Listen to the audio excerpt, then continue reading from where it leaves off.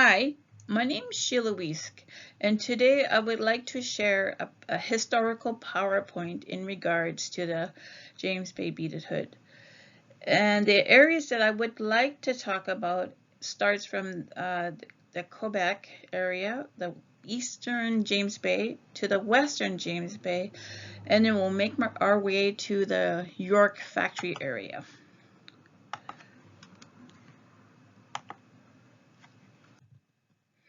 In this slide, you can see Norm Wesley, and then in this YouTube channel, he's sharing the creation story of the Mushkegowuk and Moose Cree people. And what I like about this creation story, it explains how the Crees were brought onto the James Bay area through a form of a spider that descended the people into the western James Bay. Now we'll be talking about the historical timeline about the beaded hood, and that it underwent three phases: the pre-contact, the 17th century, contact in the 18th century, and post-contact in the 19th century.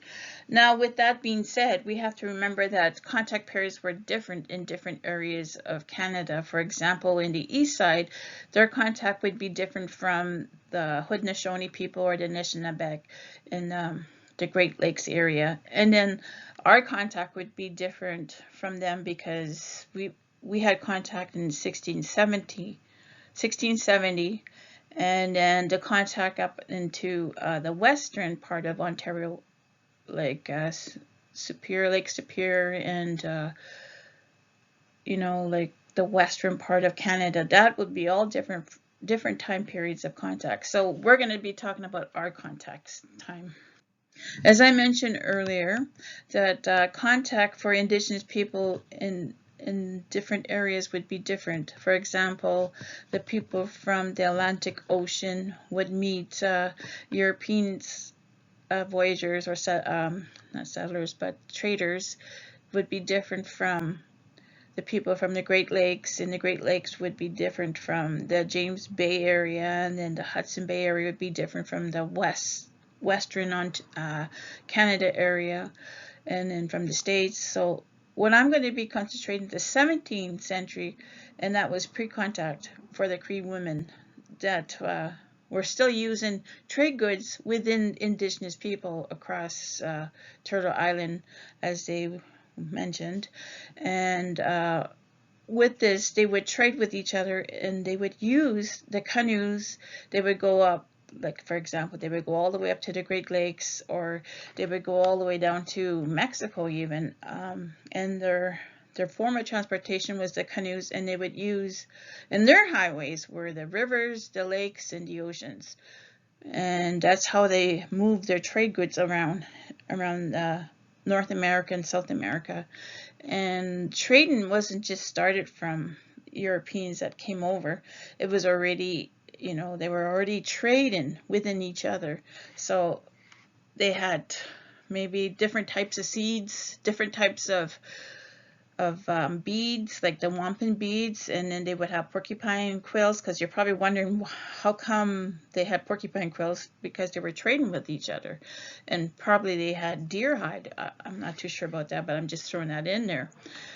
So that's the pre-contact. So what they would do is they would sew these ornaments onto their hoods, and they would have like a hide hood, and then these hoods would look beautiful. You could just imagine, the beaded, like not the beaded, the quills, because they would also dye them. They would dye them naturally from their environment, again, from berries to seeds again, like the walnut seeds. They would dye porcupine quills into to the darker side, because porcupine quills are white. So they would use different types of color. The willow is red, so they would use willow. They would boil it, and then that's how they had their colors. And to prove that, that the women used things from their environment, this lady here that they call long ago mother, but the elders call her grandmother, because she was here long before us. And she was found in a burial ground, and in this burial ground, she was wearing a beaded hood, and then on the beaded hood they found elements, as I mentioned, like the seeds, and they also found the shells, and then the seeds that they found was cherry pits. And what they did was they drilled holes in it, and then they sewed it to the end. You could see it over here on the hood. I don't know if you could see it, but that's what she used. And what I liked about this this information that they shared was that she was buried with all her products that she used, like her sewing needles, her basket, and her axe. And then they also mentioned that the Cree women were buried on their side and not on their back. So, and she was also facing the west direction of where she was. So that's pretty amazing.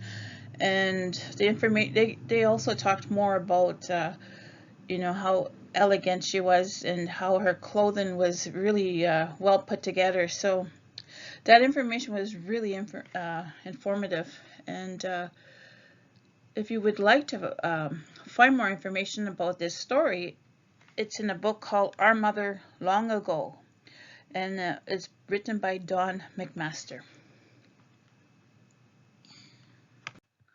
Now we're going to talk about the contact period, and that's the 17th to the 18th century. During this time, though, we have to remember what was happening in North America, and that is in the area of the Great Lakes and also in the Lawrence River area. The Haudenosaunee and the Anishinaabe people were also the trade middle people. They were the people that would trade with other indigenous people that the Europeans couldn't make contact with. So they would come up to areas like James Bay. And the people that came to James Bay were the Anishinaabe people. However, the Haudenosaunee people wanted a monopoly of all these trade routes. So they would start to have wars with the Anishinaabe people or the Wendat people. And at that time, the Anishinaabe people were allies with the English people and the French people. And the Haudenosaunee people were allies with the English people. So this kind of worried the Europeans. So the British people decided to take action, and what they did was they wanted to find another route to James Bay, which they did. They eventually made it there through a ship called the Nonsuch. So what happened was in 1670 they proclaimed the Hudson Bay Company. They started to form that, and then they eventually landed in James Bay, and their first contact was with the East Coast Cree people, and they built a fort there called the Charles Fort. And now they moved further west, which eventually they came to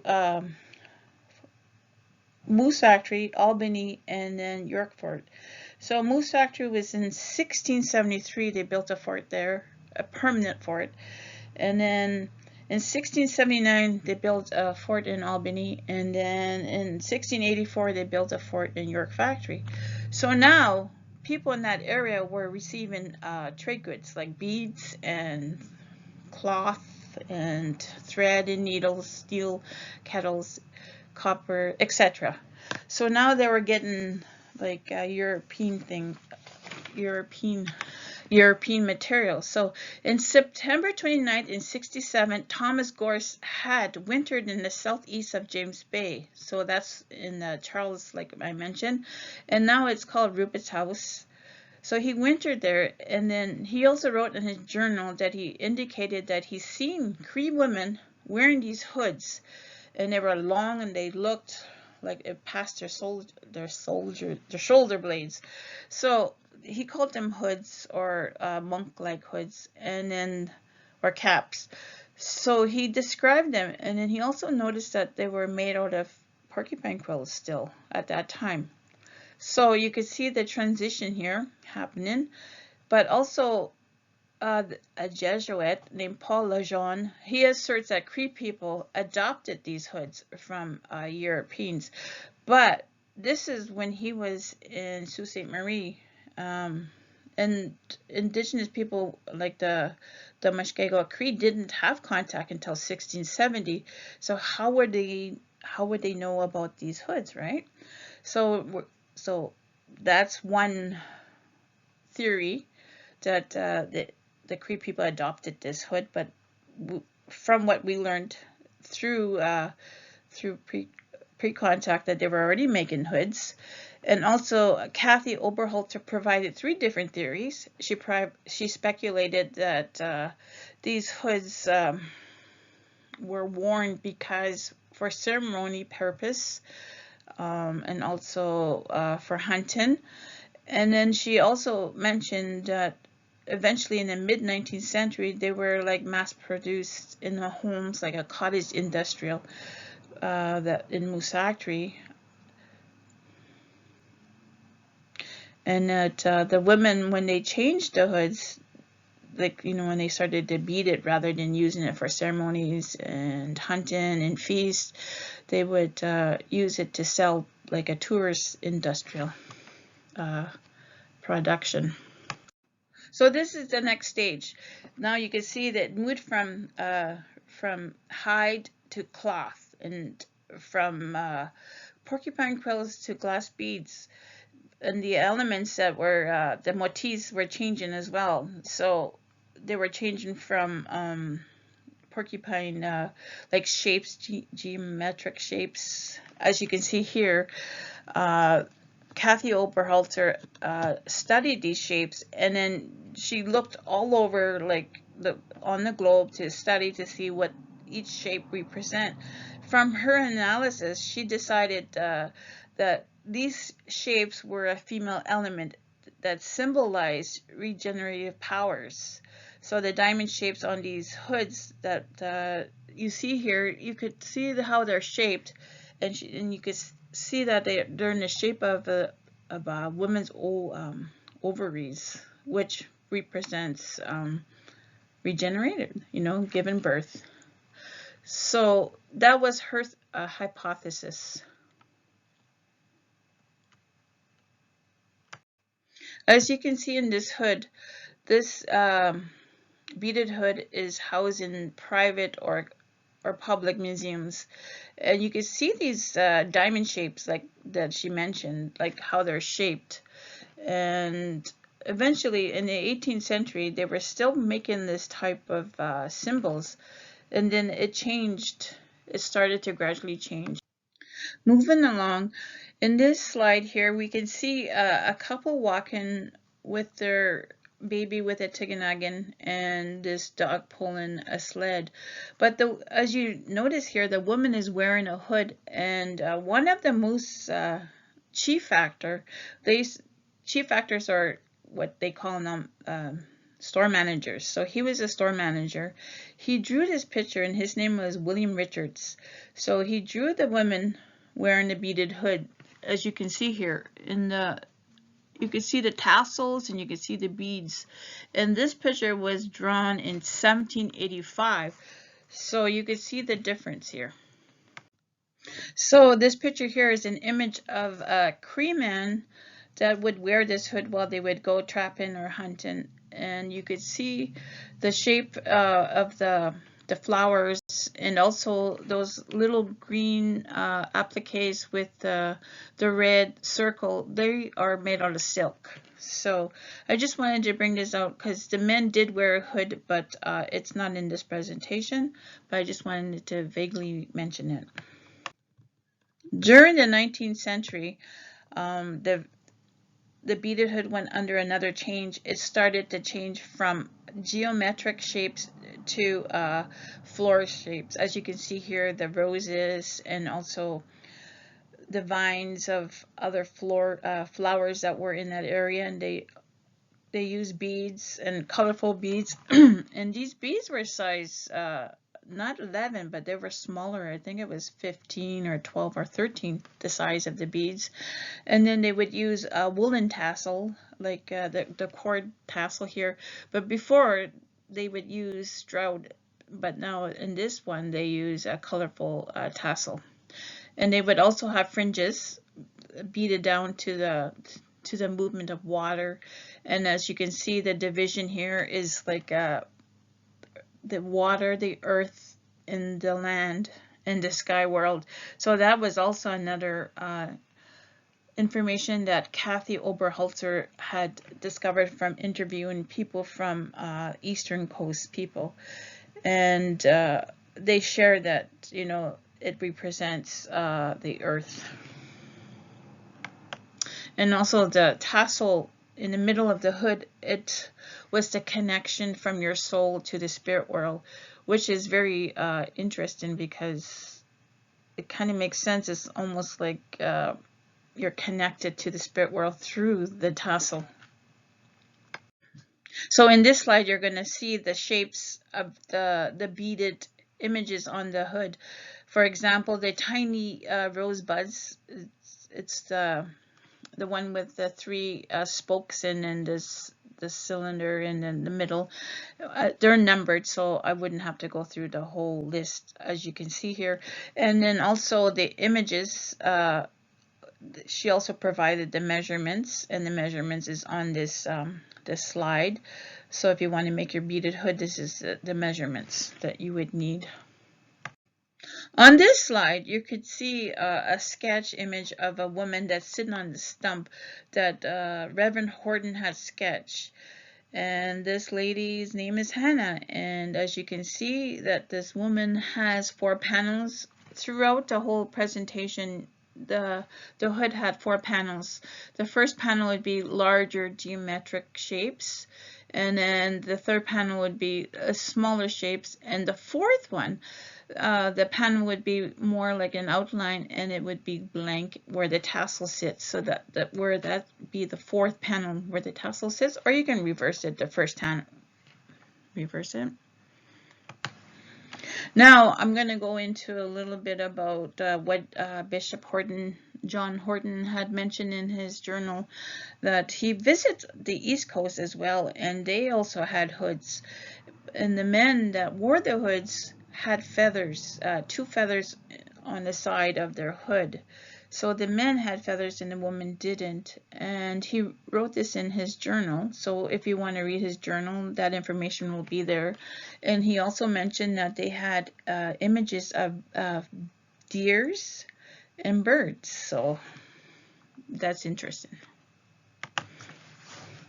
And he also indicated in Western James Bay that the Cree women, the Mushkegowuk and the Moose Cree women, would wear their hoods in church, and then he would call this a hybrid, which means, you know, that's their headdress, and then it was combined with European materials, so they still would have that connection with their culture and their identity as Cree people.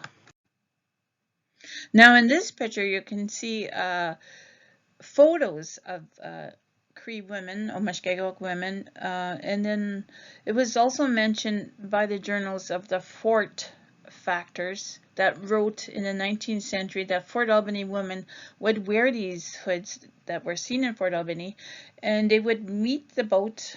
You know, they would wear their hoods when they would meet the boat. So this picture was taken in 1860 in Fort Albany. I would also like to mention that the history of these beaded hoods were provided by many scholars, and one scholar that actually had interviews with people were Regina Flannery, which I mentioned earlier about Ellen Smallboy. She had spoken to Ellen Smallboy, but she also went to the East Coast and she interviewed Edward Namagus. I hope I'm pronouncing that word right, his last name right, in Rupert's house. He also shared a memory of his grandmother wearing the beaded hood when she went beaver trapping, like when she went to go trap beavers. And also her grandmother used to wear the hood while she was drumming and singing. And he added that only married women wear these beaded hoods. And then in 1875, Alice Airless shared a story about community members when they would have sightings of caribou or moose tracks. They would go back to the camp and tell their family members or friends and community members about these sightings of the caribou tracks or moose tracks. So the women would dress up and wear their beaded their hoods, and they would dance. The men would sing with their drums, and the women would dance up and down or two-step, and they would hold on to the pole, and they would face away from the fire, like their backs towards the fire, and these women would be dancing with their hoods. And these are stories about that were taken, like interviews. And then also in Attawabascat, there was also stories about men wearing these hoods, and they would tell stories about how the men would wear the fur against their face, not out, but in towards their face, and they would wear these hoods as to represent the animals. They would have the ears too, so they would use that when they would go hunting, and that was to honor the animal, to let the animal know that their spirit, that will be respected and revered. So as you can see, that Indigenous people wore these hood out of sacredness, like they would honor the animal that they were hunting, and they would give them respect when they were hunting. They would dress up for them, as Edward Nanmagoose would mention, like they would go hunting, beaver netting, and they would dress up for the beaver and honor that spirit. So you can see that the hood represents ownership, respect, and love. Miigwech.